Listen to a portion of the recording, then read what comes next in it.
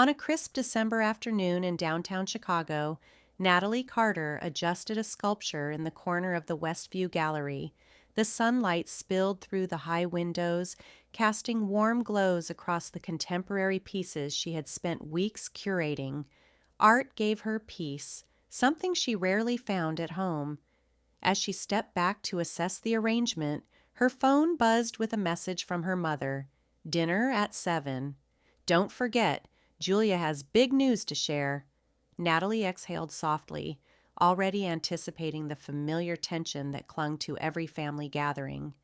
That evening, standing at the grand doorway of the Carter family home, Natalie smoothed her coat and rang the bell.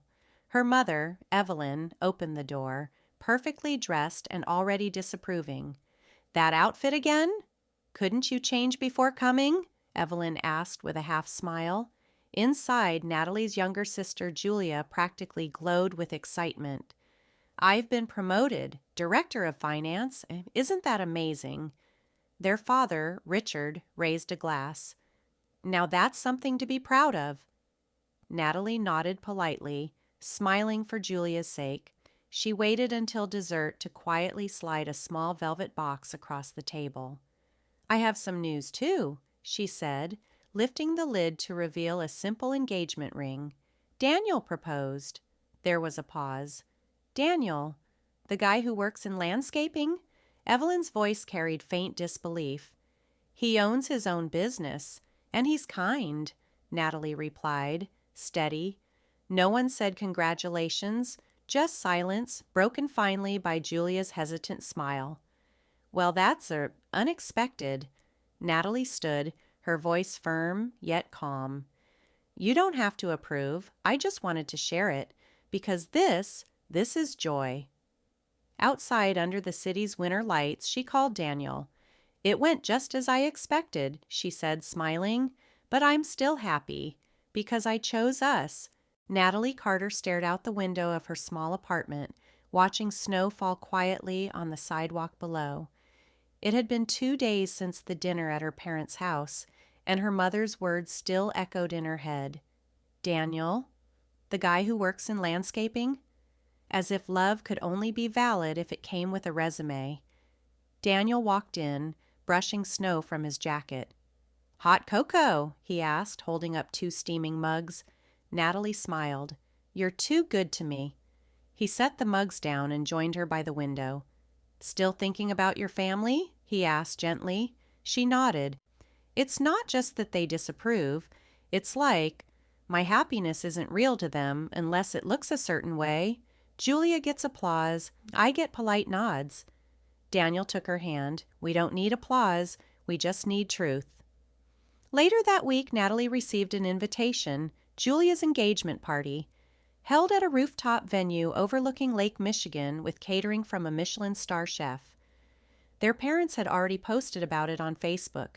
"So proud of our Julia and her amazing fiancé, Derek, Harvard Law and future partner."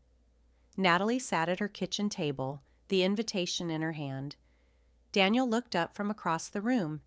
"You going?" She paused. "Yeah, I need to." The night of the party, Natalie wore a deep blue dress, simple, elegant. She arrived alone. Her parents greeted her politely. Julia, radiant in a designer gown, waved from across the room. Natalie walked to the bar, needing a moment, but she didn't cry. She observed. Laughter echoed from every corner, champagne glasses clinked, but beneath the shine, Natalie saw the exhaustion in her sister's eyes. She wasn't sure Julia even noticed. Then came the toast. Evelyn clinked her glass. "To Julia and Derek, a perfect match. May your future be as successful as your resumes." Everyone laughed. Natalie smiled, then quietly left. She stepped out into the cold, pulled out her phone, and called Daniel. "Can you meet me at the gallery?" 10 minutes later, they stood together in the silent space, surrounded by art and quiet light. Natalie turned to him. "Let's have our wedding here. Simple. Just people who love us for real." Daniel nodded, his eyes warm. "That sounds perfect." On a quiet morning, a week after Julia's engagement party, Natalie Carter stood beneath the high skylights of the lakeside gallery, holding a cup of black coffee in one hand and a clipboard in the other. The air inside still smelled of fresh paint and wood polish. The idea of holding her wedding here had blossomed into something more, something freeing. The gallery director, Mrs. Elkins, approached with a kind smile. "Your proposal for a private ceremony was approved," she said. "The space is yours on the 20th. Natalie smiled with relief. "Thank you. That means everything to us." For the first time in months, she felt like her life was moving forward on her terms. The wedding would be modest, intimate, surrounded by Daniel's woodworking friends, a few close colleagues from the museum, and the owner of the local bookstore, where Natalie spent her weekends reading poetry aloud during community nights. Daniel, true to his quiet strength, had built a wooden arch for the ceremony with reclaimed barnwood. He engraved the underside with their initials and the date. "No one will see it but us," he said, handing Natalie a chisel so she could add her own touch. She carved a small sun next to their names, a symbol of starting fresh. Meanwhile, back at the Monroe household, whispers circled the dinner table like a cold draft. "I just don't understand why she'd exclude her own family," Patricia said, setting down her wineglass with a sharp clink. "She didn't exclude us," Julia muttered. "She invited us. You declined." Robert glanced at his wife. "She made her choice. Let her deal with the consequences." Julia looked down at her plate. Something about Natalie's calm exit from her engagement party had stayed with her. That quiet strength. That peaceful defiance. 2 days before the wedding, a package arrived at Natalie and Daniel's apartment. Inside was a small box with a velvet lining, and resting inside a delicate pearl pendant on a silver chain. No note, but Natalie recognized it immediately. It was their grandmother's necklace, the one Patricia had once declared would go to "the daughter who made the family proud." Natalie stared at it for a long time before placing it gently on her dresser. She wouldn't wear it, but she would keep it. The morning of the ceremony dawned with golden light streaming through the gallery windows. Daniel waited at the front beneath the wooden arch, his expression calm but radiant. Natalie entered in a simple ivory dress, her hair pinned with wildflowers from the farmer's market, no veil, no fanfare, just truth. They exchanged handwritten vows in front of 20 guests. "I chose you," Natalie said, her voice steady, "because you see me without judgment, love me without conditions, and believe in a future where happiness isn't measured by status, but by kindness." Daniel's hands trembled slightly as he slipped the ring on her finger. "You showed me that love can be quiet and still feel like a revolution." Afterward, they shared laughter, music, and homemade food, served from wooden trays Daniel had crafted himself. There were no speeches about promotions or private school accomplishments, just toasts about loyalty, compassion, and second chances. Just before sunset, Julia slipped quietly through the gallery doors. Her presence caused a brief hush. Natalie turned, surprised but not unkind. "I brought something," Julia said softly, holding out a small folded letter. "It's from Mom." Natalie didn't open it right away. She simply nodded. "Thank you for coming." Julia's eyes were glassy. "You were always braver than me." Natalie smiled, her voice gentle. "Not braver, just done pretending." They embraced, not as competitors, but as sisters beginning again. 2 weeks had passed since the wedding, and Natalie Carter found herself standing in the middle of her old bedroom in the Monroe family home. She hadn't planned to come back so soon, but a message from her mother had arrived unexpectedly. "Come home this weekend. I want to talk." Daniel had offered to come with her, but she declined. "I need to do this alone," she had said. The house smelled the same, of polished wood floors, fresh lilies, and the faint trace of her father's cologne, but something in the air felt different. Patricia Monroe opened the door, dressed in a tailored blazer, her posture rigid. "Natalie," she said, as though tasting the name for the first time in years. "Thank you for coming." Natalie offered a polite nod and followed her mother into the sitting room. A pot of tea had been prepared. Silver spoons clinked softly as Patricia poured. "I suppose I should apologize," Patricia began, not looking up. "The way things unfolded, the wedding, the things I said or didn't say." Natalie waited. The silence between them was heavy, like furniture no one had moved in decades. "I saw the photos," Patricia continued. "He's a good-looking man." That ceremony was elegant in its own way. "In its own way," Natalie echoed, unable to hide the slight edge in her voice. "I mean that as a compliment," her mother said quickly. "I was wrong to judge him, and you, so harshly, but I'm not used to not being in control." Natalie placed her teacup down with deliberate care. "You've always been in control, Mother, of how we dressed, who we dated, what we chose for careers, but not this, not Daniel, not me." Patricia inhaled slowly, her fingers tightening around the cup. "You remind me of my mother, you know. She never fit into the world of garden clubs and charity luncheons. She made her own way, and I never appreciated it until I lost her." There it was, a crack in the marble, something raw beneath the surface. "I don't expect you to forgive me," Patricia continued, "but I do hope one day you'll let me be a part of your life again, yours and Daniel's." Natalie studied her mother's face. The eyes that once only looked for flaws now showed something else: age, humility, maybe even longing. "I'll think about it," Natalie said at last, her voice calm. "But I won't compromise who I am just to keep the peace." "You shouldn't," Patricia whispered. "That's what I admire most about you now." Natalie stood. "I should go." Her mother didn't protest, but as Natalie reached the hallway, she called after her, "There's something I want you to have." Patricia disappeared briefly and returned with a small box wrapped in ivory silk. Inside was a brooch, delicate hand-painted porcelain framed in gold. "It was your grandmother's," Patricia said. "She left it to me, but I never wore it. I think she would have wanted you to have it." Natalie took the box. "Thank you." As she drove away, the sky over Boston was streaked in amber and rose.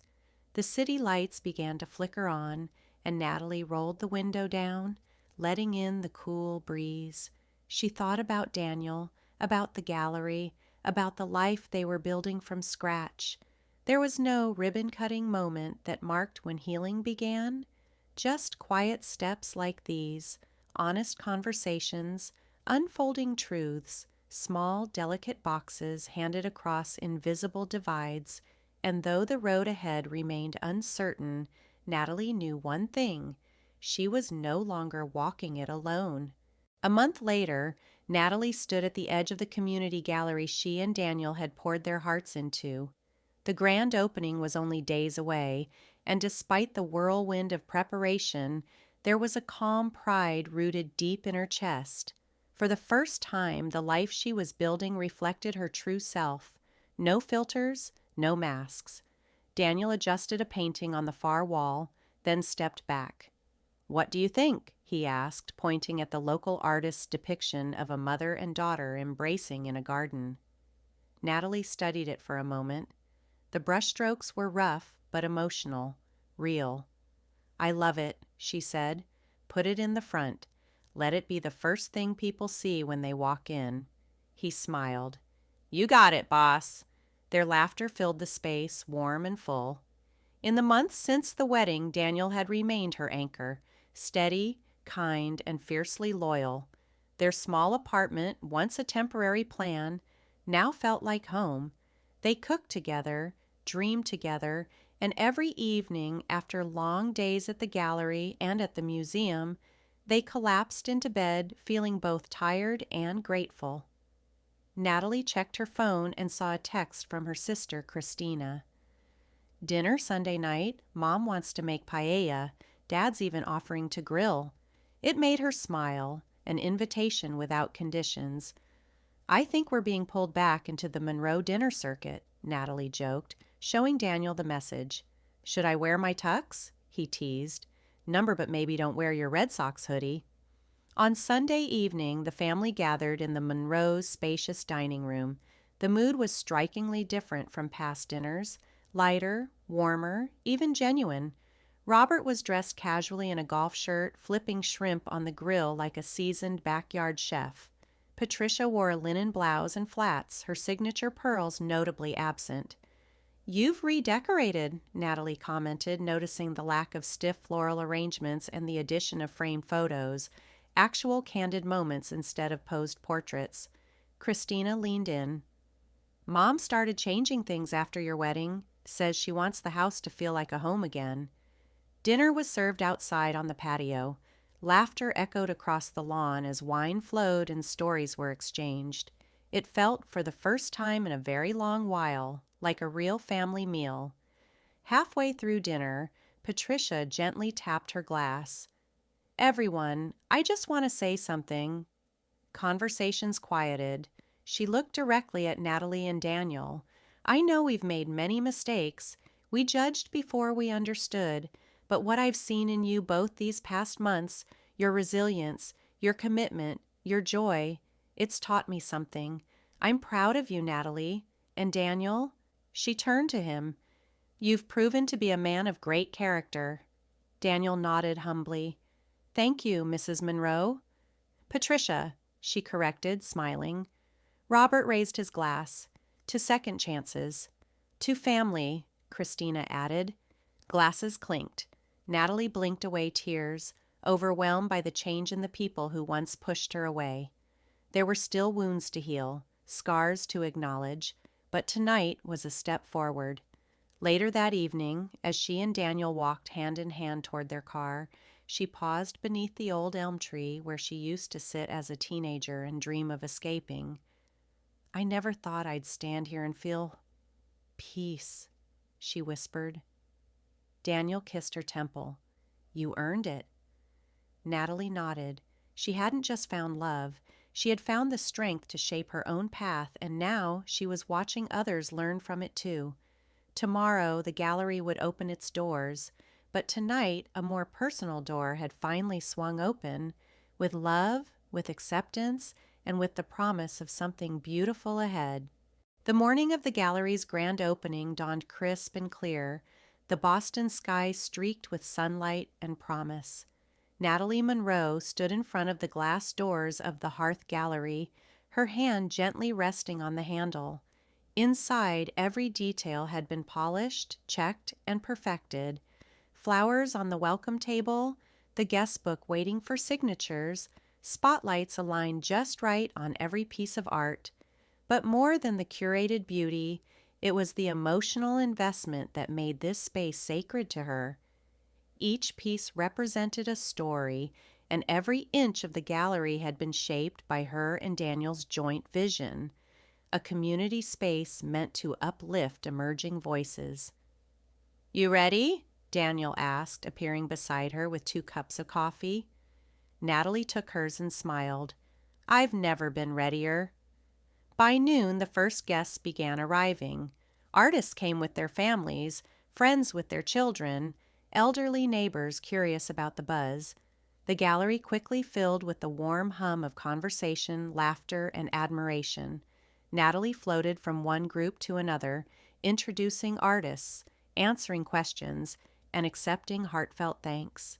"This is more than an exhibit," one woman told her, eyes glassy. "This is a place where people feel seen." Natalie's heart swelled.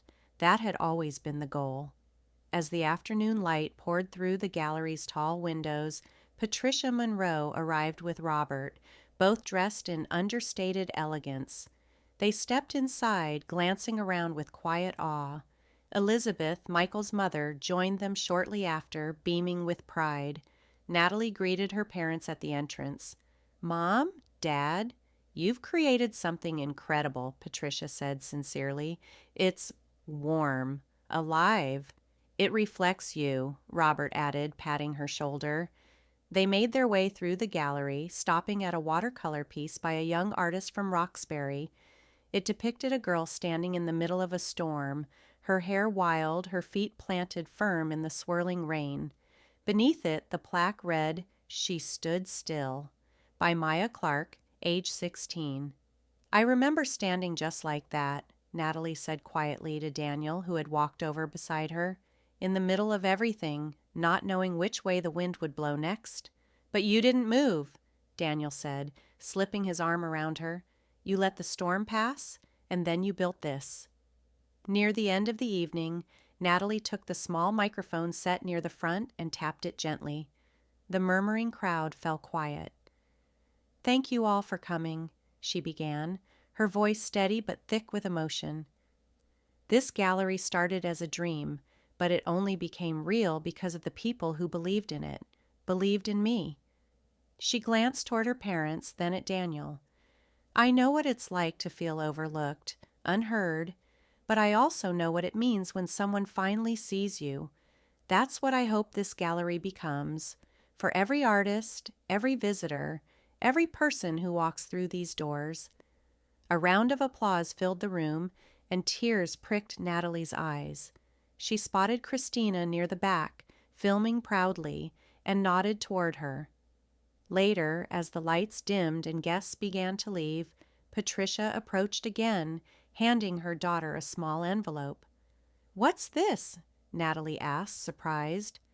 "Something your father and I put together," Patricia said softly. Inside was a letter and a check, support for the next phase of the gallery's community outreach program. Natalie looked up in disbelief.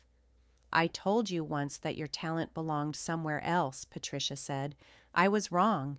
This is where it belongs." Natalie didn't need the check to feel the impact of her mother's words. She had finally created not just a gallery, but a life anchored in purpose, connection, and healing. And she had done it her way.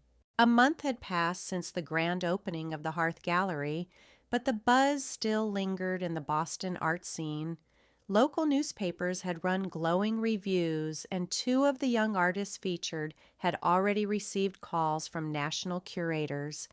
Yet for Natalie Monroe, the greatest success was the quiet consistency. The artists who returned to use the studio space, the young visitors who asked questions, and the elderly neighbors who dropped off baked goods and stories in equal measure. Late one Friday afternoon, Natalie was reorganizing the gallery's back office when Christina walked in, carrying a cardboard box. "Delivery for the visionary founder," Christina announced, setting it on the desk. Natalie looked up surprised. "What is this?" "Your grant materials. The Anderson Foster Foundation just approved a 3-year partnership." Natalie blinked. "Wait, already?" Christina grinned, removing papers from the box. "Not only approved, but they're matching donations for the Community Artist Mentorship Program." Natalie sank into her chair. "You're serious?" "As a tax audit," Christina quipped, then softened. "You've built something that matters, Nat. I'm just glad I finally get to help support it."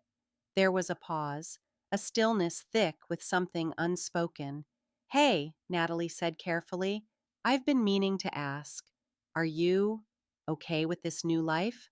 I mean, you walked away from the world you spent years building." Christina leaned against the desk, her expression thoughtful. "I used to think success was about being the best, making money, getting promoted, being talked about," she said. "But lately, I've started realizing that peace might be a better goal." Natalie nodded slowly. "I get that." Christina smiled, pushing the grant paperwork toward her sister. "Let's help other people find that too." That weekend, the gallery hosted its first community open mic night. The theme was beginnings, and the small event space buzzed with nervous excitement. Teenagers with trembling hands clutched poems. An elderly man recited a story about his late wife. A mother performed a song she'd written in secret for years. Near the end of the evening, Natalie stepped up to the microphone, her palms damp, heart pounding. She hadn't planned to share anything, but something in the atmosphere, the warmth, the courage of strangers, pushed her forward. "I'm not a performer," she began, voice steady, "but I am someone who started over, and this gallery, it saved me." She paused, eyes drifting to Daniel, who smiled from the back row, then to her parents sitting beside Christina. "There was a time when I felt like the background character in my own life," she continued, "always the observer, always the quiet one. But art lets us speak without raising our voices." She reached into her pocket and pulled out a folded piece of paper, an old journal entry she'd written years ago. "One day," I wrote, "I'll create a place where the quiet ones, the overlooked ones can be seen, where their stories matter." I didn't know how or when, but here we are. The room erupted in gentle applause. Her mother wiped a tear. Christina clapped the loudest. Later that night, as the last guest trickled out and Daniel dimmed the lights, Natalie stood by the gallery's front window. Snow had begun to fall softly again, echoing that first evening when all of this was just a dream. Daniel walked over, wrapping his arms around her from behind.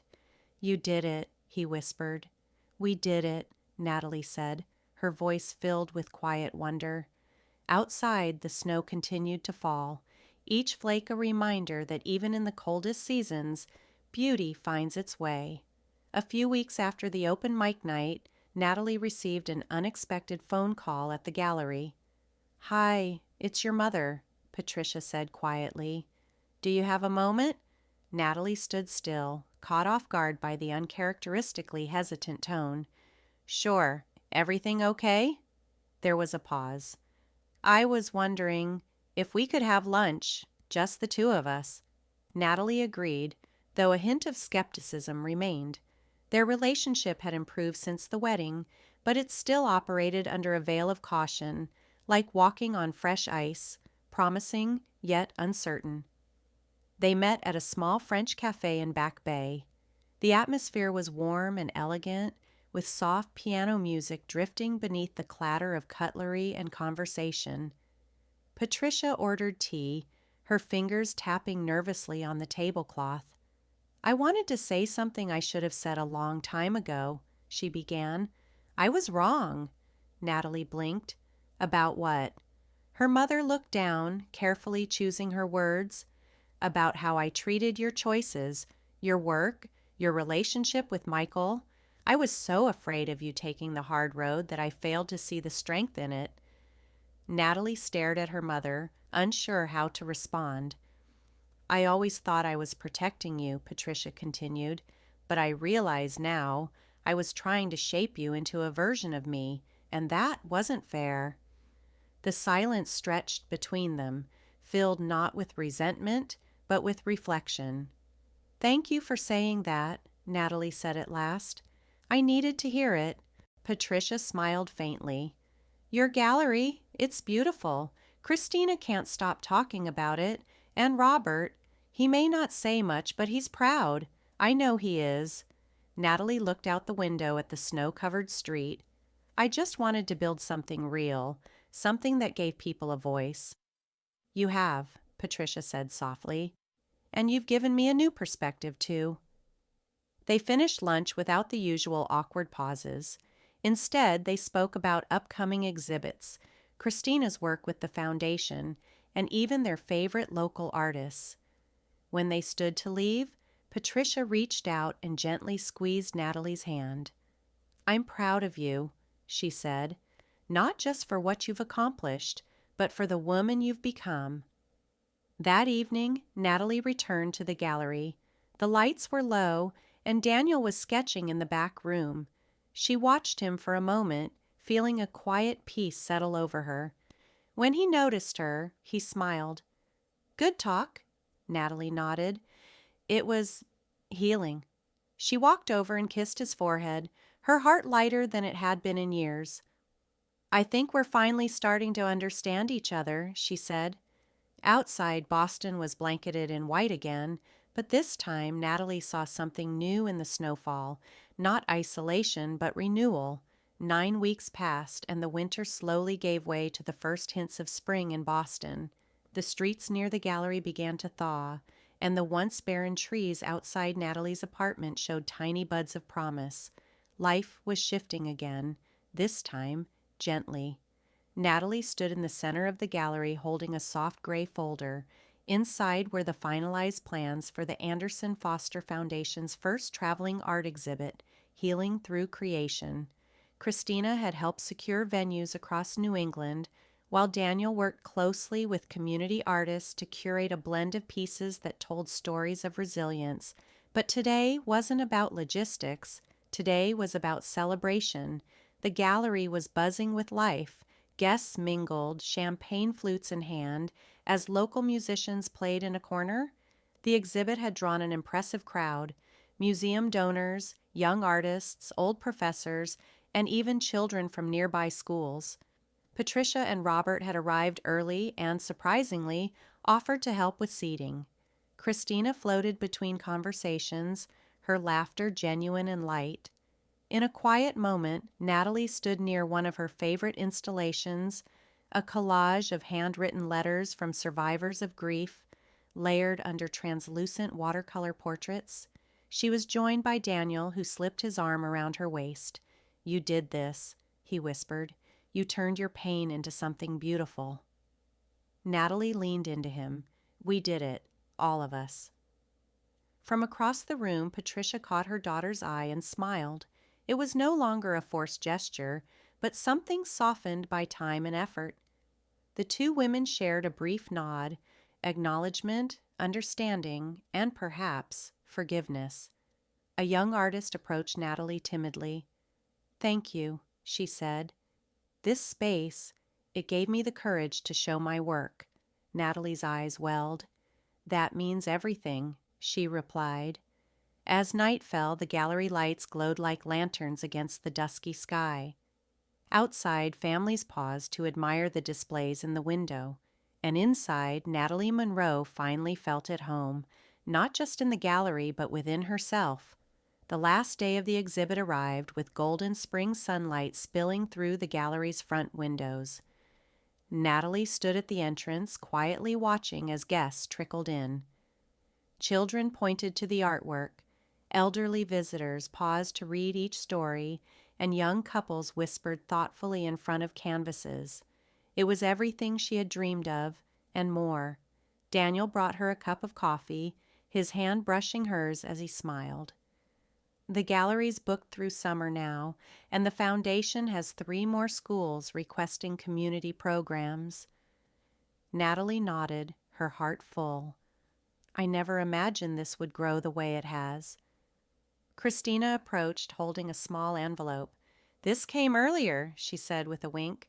Inside was a letter from the Boston City Arts Council, nominating Natalie for a civic award, recognizing her contribution to public healing through the arts. Patricia and Robert arrived just before closing. There was no ceremony to their entrance, no rehearsed remarks or stiff formalities, just a quiet hug from her mother and a warm handshake from her father. "We're proud of you," he said, and this time Natalie believed it. Later that evening, after the last guest had gone, Natalie turned off the gallery lights one by one. The space felt quieter now, not empty, but peaceful. Outside, Daniel waited with the car, and Christina waved from the sidewalk. Natalie paused at the door, took one final look at the gallery that had become her sanctuary, and whispered, "Thank you." Then she stepped outside, not into an ending, but into a beginning, one shaped by forgiveness, purpose, and love. Life often unfolds in unexpected ways, and for Natalie, it took heartbreak to find purpose and loss to discover strength. Her journey reminds us that healing isn't about erasing the past. It's about embracing it with compassion and turning pain into power. As we age, many of us carry silent regrets, unresolved relationships, or dreams we've shelved for the sake of others. But Natalie's story teaches us that it's never too late to begin again. Whether it's reconnecting with a strange family, nurturing a forgotten passion, or choosing kindness when resentment feels easier, We always have the power to rewrite our narrative. Natalie chose forgiveness over bitterness. She transformed the memory of her late sister into a foundation for good. She didn't do it for accolades or attention, but because she believed in something bigger than pride, the healing power of art, love, and second chances. Even when her parents failed to support her, she stood with quiet strength. In the end, they didn't just witness her success, they were moved to reflect and change, and that is perhaps the most powerful part of her story, that love can rebuild what time and distance tried to tear apart. So if you're watching this and feel like too much time has passed, or that your story is already written, remember Natalie. Her courage, her resilience, and her grace are a reminder that every chapter can hold new beginnings. If this story moved you, leave us a comment and tell us what part spoke to your heart. Don't forget to like this video, share it with someone who needs encouragement, and subscribe to our channel. Hit the notification bell so you never miss these true, inspiring stories made just for you.